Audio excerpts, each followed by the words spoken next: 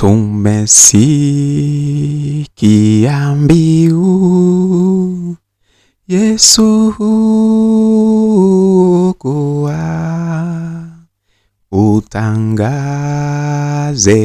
kote Yesu huokoa.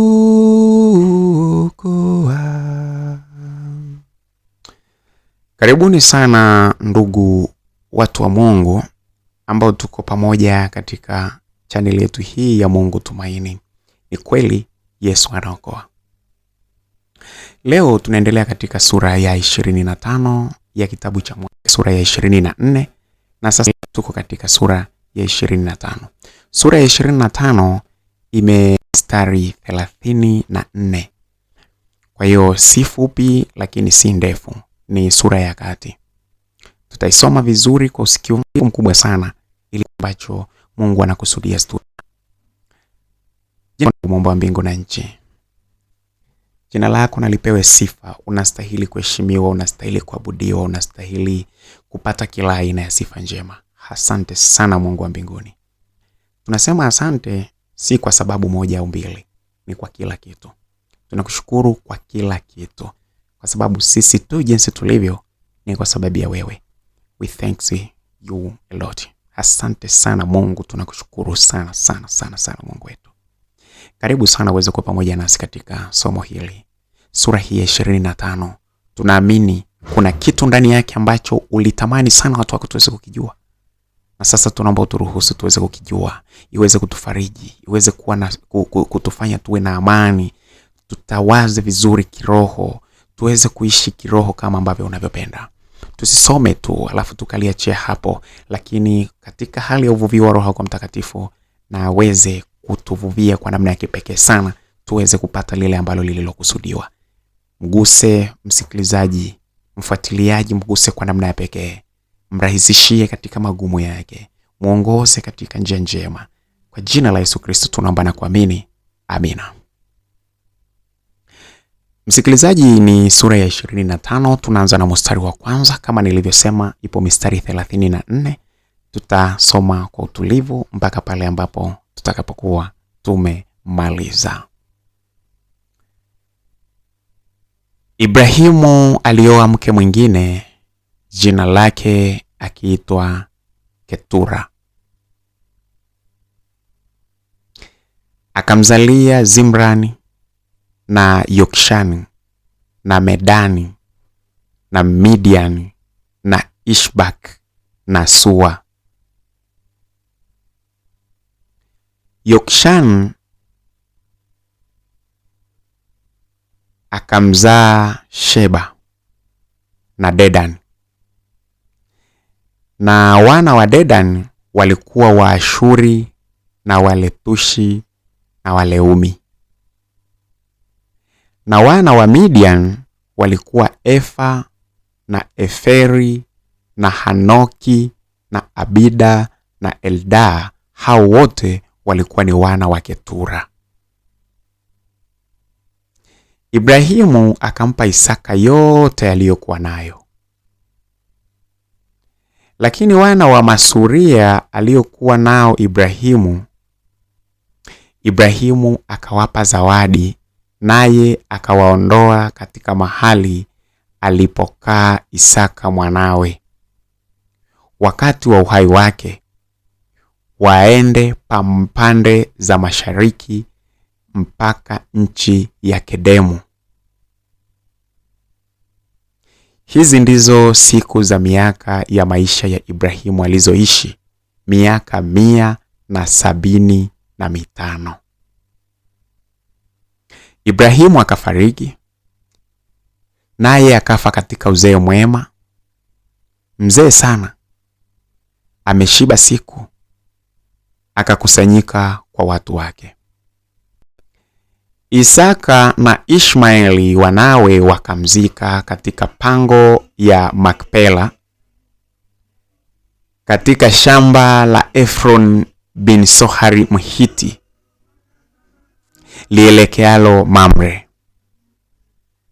Katika lile shamba alilolinunua Ibrahimu kwa wazawa Hethi. Huko ndiko alikozikwa Ibrahimu na Sara mkewe. Ikawa baada ya kufa kwake Ibrahimu, Mungu akambariki Isaka mwanawe, naye Isaka akakaa karibu na Beer-lahai-roi.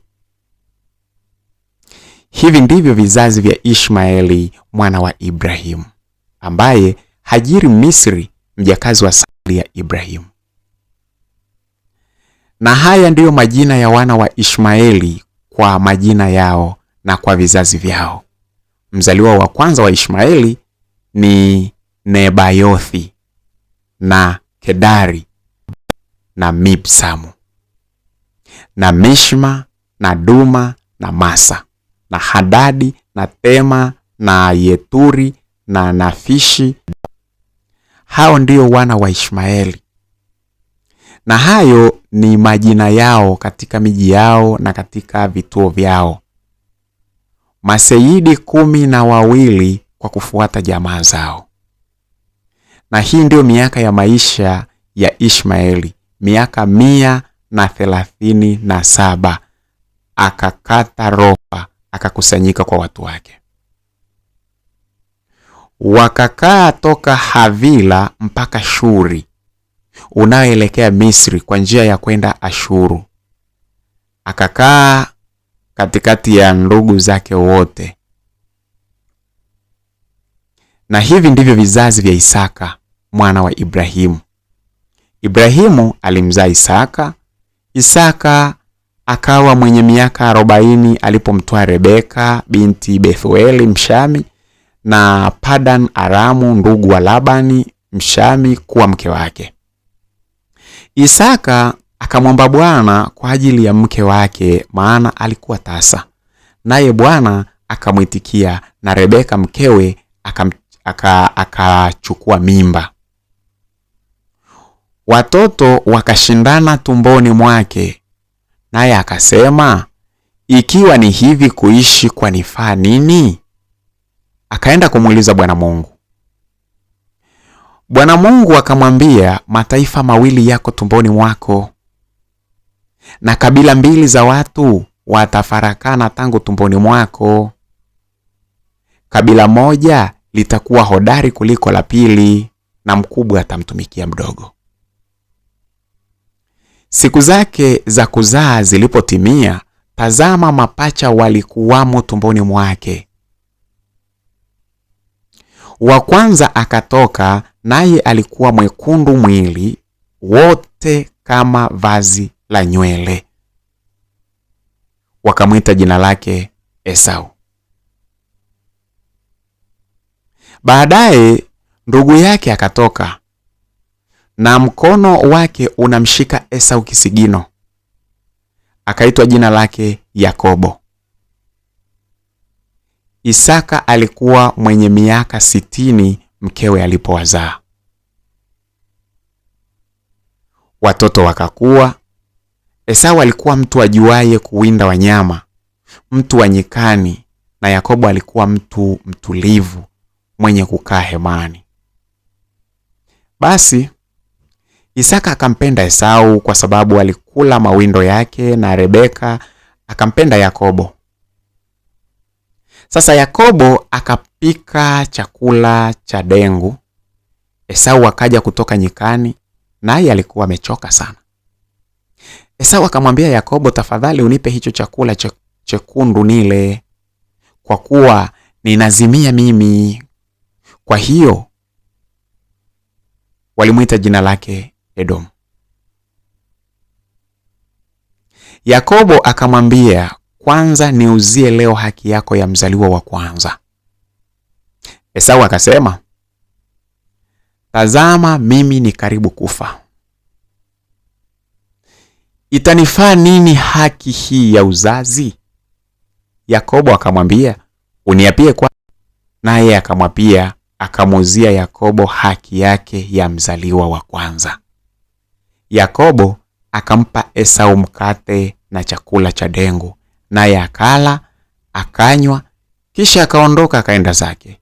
Hivyo Esau akaidharau haki yake ya mzaliwa wa kwanza. msikilizaji. Na hapo ndio mwisho wa sura hii ya 25. Mungu akubariki sana. Tukutane katika sura ya 26 na masomo mbalimbali ya kutiana nguvu hapa katika chaneli yetu hii ya Mungu Tumaini. Mungu akubariki sana, akuzidishie mema mengi, akuongezee siku za kuishi msikilizaji, kwa jina la Baba na Mwana na Roho Mtakatifu. Amina.